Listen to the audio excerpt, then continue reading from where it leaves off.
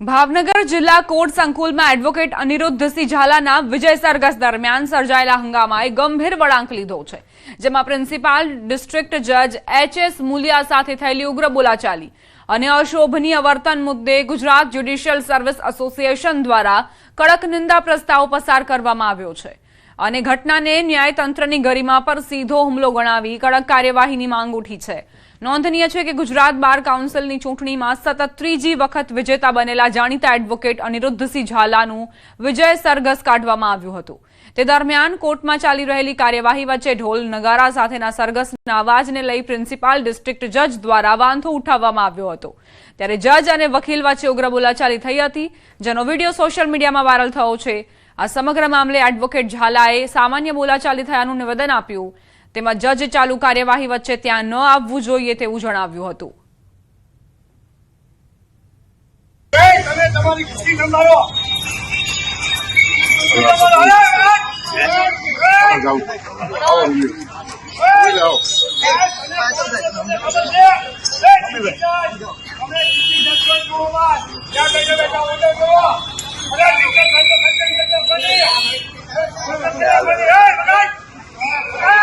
આવી કીધું કે તમારે ઢોલ નગારા બંધ કરો, તેમાં તમે કીધું સાહેબ અમારે 5 મિનિટનો ઉત્સવ છે, પછી બંધ કરી દઈશું। એવી રીતે સામાન્ય અમારે બે વચ્ચે વાતચીત થઈ હતી, વિશેષ કાંઈ જો કોઈ બનાવ બન્યો નથી। ન હોવાય કેમ કે કોર્ટ ચાલુ હતી, કંઈક સાક્ષી કંઈક બોક્સમાં હતા એવું મેં સાંભળ્યું અને જજ સાહેબ રોડ ઉપર અમારા વિજય સરઘસ સુધી આવ્યા એટલે મેં એમને કીધું કે સાહેબ તમારે અહીંયા ન હોવાય। સ્થાનિક સ્વરાજની ચૂંટણીને લઈ ભાજપ એક્શનમાં પ્રદેશ ભાજપની કોર કમિટીની બેઠક મળી।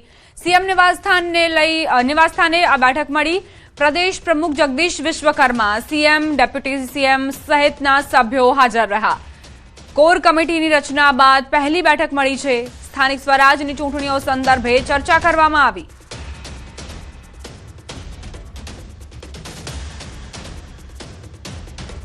ઉત્તરાખંડ પછી ગુજરાત હવે યુસીસી લાગુ કરવા તરફ નિર્ણાયક પગલું ભરનાર દેશનું બીજું રાજ્ય બન્યું છે।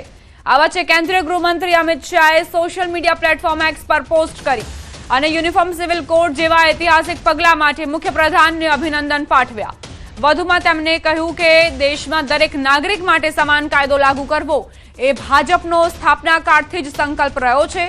આ દેશ તુષ્ટિકરણના આધારે નહીં પરંતુ તમામ નાગરિકોને સમાન કાયદાનો અધિકાર અપાવીને ચાલે એ જ અમારી પ્રાથમિકતા પણ છે અને સંકલ્પ પણ છે।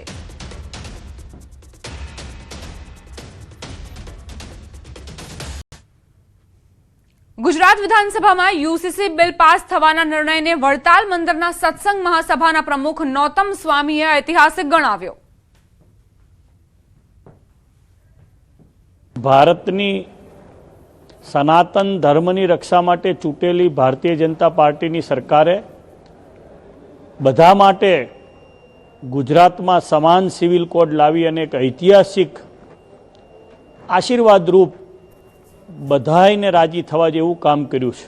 તમામ જાતિ, વર્ણ, લિંગ એને આધારિત બધાને સમાન કાયદા થશે। જિલ્લા વિકાસ ગ્રાન્ટ મુદ્દે રાજ્ય સરકારનો મોટો નિર્ણય।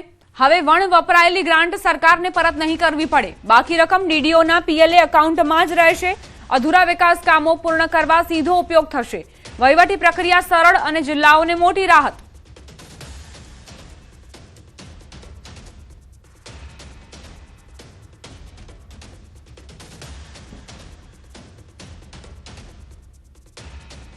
હવે આગળ વાત માવઠાની।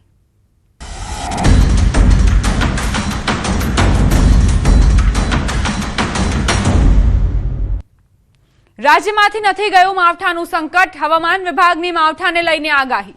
29 અને 30 માર્ચે કમોસમી વરસાદની આગાહી કરાઈ છે। રાજ્યમાં વેસ્ટર્ન ડિસ્ટર્બન્સની અસર રહેશે। 29 માર્ચે બનાસકાંઠા, કચ્છમાં કમોસમી વરસાદની આગાહી। 30 માર્ચ કચ્છ, બનાસકાંઠા, પાટણ, સાબરકાંઠા, અરવલ્લી, મહીસાગર, દાહોદમાં આગાહી કરાઈ છે। 25 થી 28 માર્ચ રાજ્યમાં ગરમીની અસર રહેશે। રાજ્યમાં તાપમાનનો પારો 38 ડિગ્રી રહેવાની શક્યતા। પવનોની દિશા બદલાતા ગરમીની અસર રહેશે।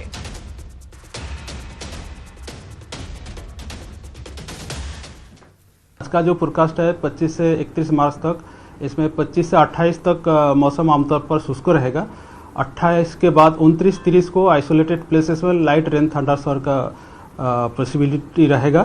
इसमें जो डिस्ट्रिक्ट 29 तारीख को आ रहा है, कच्छ डिस्ट्रिक्ट आ रहा है, बनासकांठा डिस्ट्रिक्ट आ रहा है, और जो 30 तारीख को जो डिस्ट्रिक्ट आ रहा है कच्छ, बनासकांठा, साबरकांठा, अरावली, माहीसागर, दाहोद के लिए हम लोग दिए हैं। રાજ્યના ખેડૂતો પર વધુ એક માવઠાનો ખતરો। હવામાન નિષ્ણાંત અંબાલાલ પટેલે મોટી આગાહી કરી ખેડૂતોને મોસમનું નિરીક્ષણ કરવાની સલાહ અપાઈ છે। 28 માર્ચથી 2 એપ્રિલ સુધીમાં એક મજબૂત પશ્ચિમી વિક્ષેપની શક્યતા છે। ઉત્તર ભારતમાં હિમવર્ષા અને ગાજવીજ સાથે વરસાદ વરસી શકે છે। રાજસ્થાન અને ગુજરાતના ભાગોમાં અસર જોવા મળશે।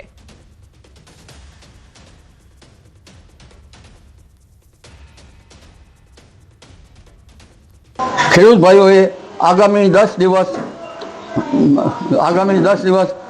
મોસમનું નિરીક્ષણ કરતા રહેવું જરૂરી છે, કારણ કે એક પછી એક વિષમ સમાન ક્યાંક તો વાદળ તો ક્યાંક વાયુ આની શક્યતા રહે છે। પરંતુ તારીખ 28મી માર્ચથી 2 એપ્રિલ સુધીમાં એક મજબૂત પશ્ચિમ વિક્ષેપ આપતા તેના કારણે દેશના ઉત્તરીય પર્વતીય પ્રદેશોમાં બરફવર્ષા થવાની શક્યતા છે અને ઉત્તર ભારતના કેટલાક ભાગમાં સખ્ત પવનના તોફાનો અને ગાજવીજ સાથે વરસાદ થવાની શક્યતા છે। ત્યાંની અસર રાજસ્થાનના સંલગ્ન ગુજરાતના ભાગોમાં પણ થવાની શક્યતા છે, જેમાં મહેસાણા, પાટણના કેટલાક ભાગો, આ ઉપરાંત સાબરકાંઠાના ભાગો, અરવલ્લીના ભાગોમાં અને બનાસકાંઠાના ભાગોમાં લગભગ અનસિઝનલ વરસાદ થવાની શક્યતા છે। કમોસમી વરસાદ અને લગભગ મધ્ય ગુજરાતના ભાગો, કચ્છના ભાગો, તેમજ પશ્ચિમ સૌરાષ્ટ્રના ભાગો, સૌરાષ્ટ્રના અન્ય ભાગોમાં પણ હવામાનમાં પલટો આવશે અને વરસાદ થવાની શક્યતા રહેશે। દક્ષિણ ગુજરાતનું હવામાન પલટાઈ શકે છે। ગુજરાતમાં 40 થી 55 કિલોમીટરની ગતિએ પવનો ફૂંકાઈ શકે છે। દક્ષિણ ગુજરાતનું હવામાન પણ પલટાશે, પરંતુ દેશના ઘણા ભાગમાં તો 60 થી 70 કિલોમીટરના પ્રતિ કલાકના પવનો ફૂંકાશે, જ્યારે રાજ્યના ભાગમાં લગભગ 40 કિલોમીટર કે તેથી ઉપર ક્યાંક 50-55 કિલોમીટરની ઝડપના પવન ફૂંકાવાની શક્યતા છે। ખેડૂતોના ઊભા પાક પણ ખરી જવાની શક્યતા। 8 થી 12 એપ્રિલમાં બીજો એક પશ્ચિમી વિક્ષેપ આવી શકે છે। પવનના કારણે હજુ ઊભા કૃષિ પાકો હોય તો તેમાં પડી જવાની શક્યતા પણ રહેતી હોય છે, એટલે એક પછી એક આ પશ્ચિમ વિક્ષેપના કારણે હવે હવામાનમાં પલટો આવશે। 8 થી 12માં પણ એક બીજો મજબૂત પશ્ચિમ વિક્ષેપ આવશે। જરૂરી છે કે પવનની ગતિ જે છે એ વધારે રહેશે અને કેટલાક ભાગમાં વધુ વરસાદ થઈ શકે, કેટલાક ભાગમાં ઓછો વરસાદ થઈ શકે। હવે એ સમજીએ કે આખરે ક્યાં ક્યાં માવઠાની આગાહી કરવામાં આવી છે, કયા એવા જિલ્લાઓ છે કે જ્યાંના ખેડૂતોને સાવચેતી રાખવી પડશે।